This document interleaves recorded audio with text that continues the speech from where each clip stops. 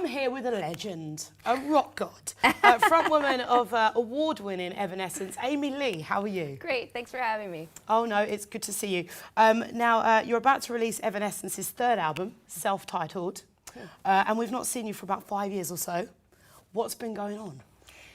Plenty. Honestly, at first I just need to wait for inspiration. I think a lot of people put it like, what took so long? Yeah. And at first, you know, I kind of needed to just be okay with not ever doing it again if that's what was the right thing to do for me. Evanescence has been totally like the center of my life since I was a teenager. So I just gotten married at the end of the last tour. So I wanted to be married and like live in my home for more than a week at a time. We like nested, cooked for friends, went and watched music and other people were playing and just got inspired. I started taking concert harp lessons. Wow. Yeah, I talked about it like several times, like, you know what, I think I want to take up a new instrument. I really did. Maybe the harp, it's so beautiful. I've never even like touched one, because the only time you ever see one is like in a hotel lobby and you feel bad touching it. And you want to go and go, yeah, totally. Yeah, my husband like listened and it got me one for Christmas that year, and I was like, what a Christmas present, by the way. Well, I know. Showstopper.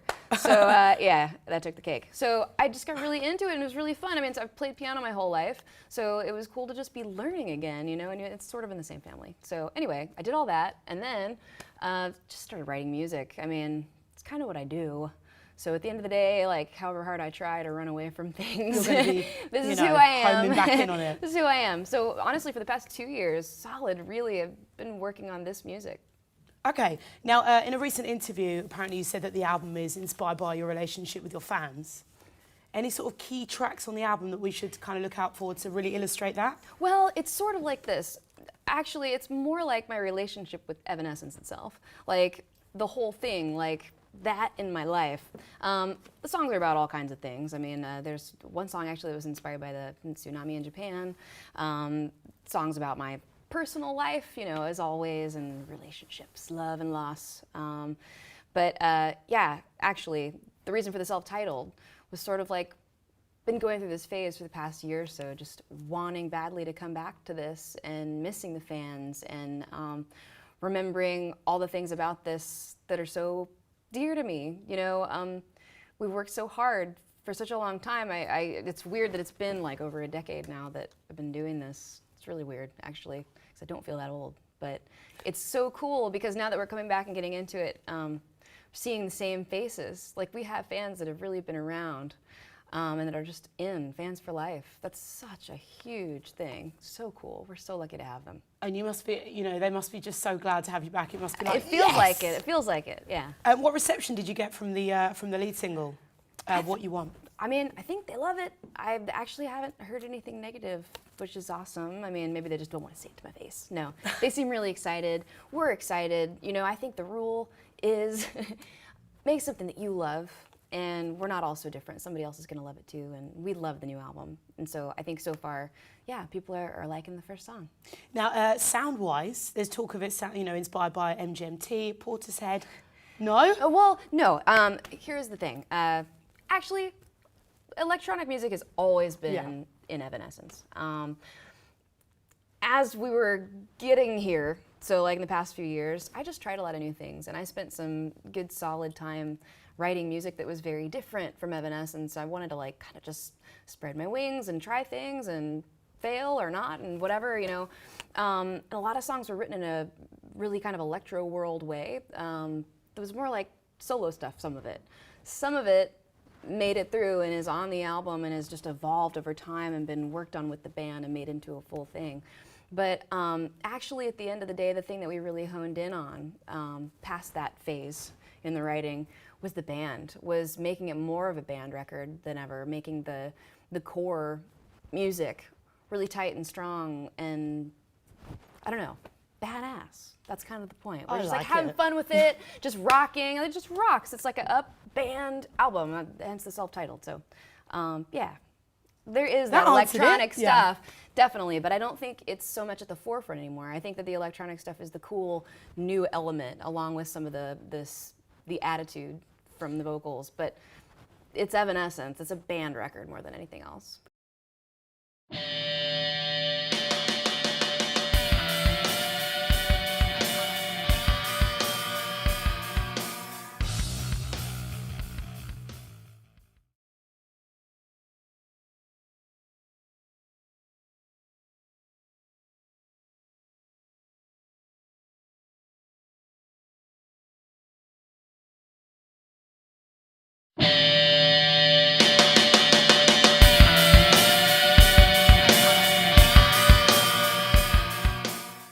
I'm Amy Lee from Evanescence, and we're in Gibson Studios, London, and you're watching Gibson.com. The piano. Yeah. You have a Baldwin piano at home, right? Yes. Who inspired you to start first playing the piano? Mozart. Honestly, okay, that's what inspired me to get serious about it. I love music. I grew up around music. My dad plays guitar and now many other instruments, but my mom used to play the piano and I always wanted to really bad. I remember feeling like sad, actually. She tells it, I kind of don't totally remember it, but she said I was like 6 or 7 years old and I was like sitting by her at the piano and she was playing the Beatles or something, actually. And I started crying, and she was like, "What?" And I said, "I just wish that I could do that. Like, I wish I could just put my hands on the piano and play like you." How old were you? Like around 7. 6 or 7, yeah. Yeah. Wow. And back then, I used to always just like pick out what I'd hear on TV and stuff. So kind of by ear, you'd be playing. Yeah, and then I started taking piano lessons at 9. And when I got really, really inspired, it was that movie Amadeus. I think my grandma showed it to me when I was around that age, 8 or 9 or something, and I was obsessed with it. Like, obsessed with that music, obsessed with the idea of being like a mad genius composer, which obviously you don't naturally evolve into. You're kind of born being Mozart. But that was my first really big inspiration. And now the band, is synonymous with the Yeah. The piano sound, Yeah. which is fantastic. Many American legends, such as Jerry Lee Lewis and, Fats Domino performed on the Baldwin. If there was anyone you could do a duet with, piano-wise, who would it be? Tori Amos. Oh, that would be sick. I love her. You two together, man. I mean, I can't keep up with her. I mean, she plays crazy good, but it would be awesome. We could have a dueling piano part. You heard it first here. If that happens, Do it. I want full credit. I'm in. Let's please do it. Now, you've toured the world. You've sold in excess of 20 million records, Grammy Awards, lots of boxes ticked. Is there anything that you'd like to do that you've not done yet? Maybe like venue-wise, I've never played at this venue, I'd like to play at this venue. That is exactly. We really want to hit all the countries where we have fans. There's a lot of them that we still haven't gotten to yet. It's funny, when we tour, it's really worldwide. There's only like one continent we haven't been to. Antarctica. Oh, Which really? is really funny. Yeah. So I'm there's not fans trying out to there? go to Antarctica. No, that's not what I was going to say. But there's these cities and places where I can see now, especially that the internet's become so huge. I get tweets all the time from crazy places that I would love to go to if it can make it happen. I'm like, oh, okay, the fans want us to come to Indonesia and Iceland and Ireland and all these places, plus the places we just want to visit. So I made a big list. We're going to try our best to hit all those places that we really want to hit where they want A us. Twitter list. Yeah, my twit list. Now, speaking of Twitter, you're on Twitter, of course. About 200,000 or so followers and counting. Yeah. How have you, how's it been? Have you kind of really embraced the social media world, or have you just done it because, No, musicians I like do it. it? Or I like Twitter. I mean, it's fun, right? Yeah, it's easy. I mean, Yeah. keep it short. You have to. You have to. So No, it's that's yeah. annoying, but So it's kind of nice though because it just keeps it concise and it makes Otherwise, it it'd about be like essay hey, time. Yeah. Yeah. So I like it because it sort of lets us share stuff. We get excited too. So long, we've been working on this stuff. We know the fans are anticipating the album, and it's so hard sometimes because like, oh, I can't wait. I want to share this with them so bad. And you can at least share little moments, like when we're at the video shoot for a little second, be like, hey, check it out or whatever. it's useful for that, isn't it? Just Yeah. talking to thousands of people in a few seconds. And they get so excited. And it's so fun to watch them get excited. It makes you more excited. yeah, see all the Yeah. replies and be like. Yeah. And speaking of replies, @SilentlyBroken asks if you could pick any band to cover an Evanescence song, who would it be and which song would you like them to cover? Whoa, that's hard. That's a hard question. It's a good one, right? I like it when bands do covers of things that are just like completely different than what they normally do. So maybe if it was something just totally off the wall, what's like the opposite of our music? I'm thinking. Man, that's hard. It's got to be somebody that's singing too, though. Can't be like a scream, could it? Who could Like we a get? rap? Yeah.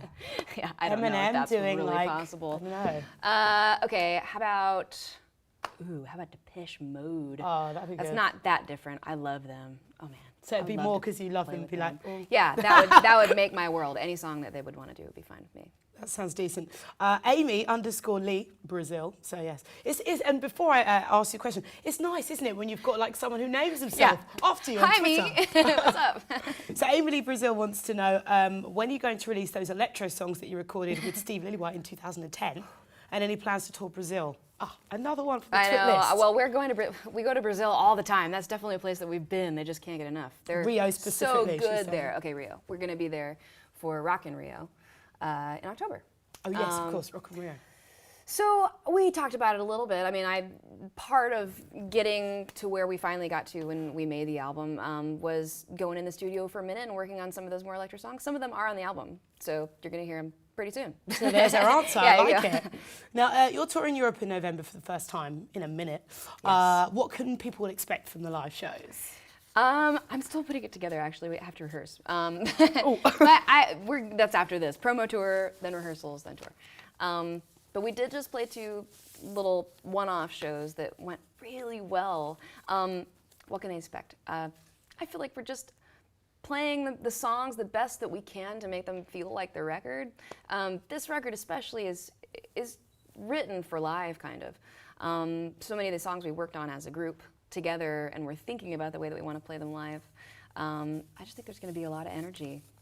Yeah. So lots of energy. Lots of energy. It's going to be great. I'm not really sure we're going to do with the set or anything yet. I was kind of thinking lasers. Never used Ooh. lasers. Wouldn't that be fun? That would be really good. Yeah. So a lot of energy with lasers. Maybe, yeah. Sounds decent. And finally, Twitter question-wise, Okay. at Gibson Guitar UK, are you following them? Oh, no. I'm going to Gotta have follow to them. today. Now I'm under pressure. Okay. And they want to know whether you're going to ask your fans to follow them as well. Okay, well, they will if I follow you. then they'll follow me. Yeah. Love it. Okay. And finally, let's bring it back to music. Okay. Favourite track of all time, I'd love to know. Oh, wow. Can you even do that? I know it's hard. I mean, I make little kind of top tens of things. It's I really like difficult. so many different things about music. It's almost like I'd want to pick one thing from each genre, but that would take way too long. Trying to think of like the song I've listened to most of my life. Honestly, it's probably a Michael Jackson song. Weird. I know that Legendary, yeah. that's cool now, you know, because everybody's having this but I mean, revival. But I have loved Michael How Jackson can you not love him? I so mean, much my whole life. Like, definitely took some inspiration from him on this record. Like, I'm trying to think what song I would pick. You're probably gonna think I'm cheesy, but I really like Man in the Mirror. I love that. Such a good song, and it's so uplifting and awesome. That song makes me cry. Oh, Emily, thank you so much. Thank you.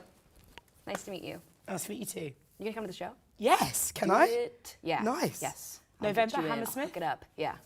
I'll be there. You gotta be there.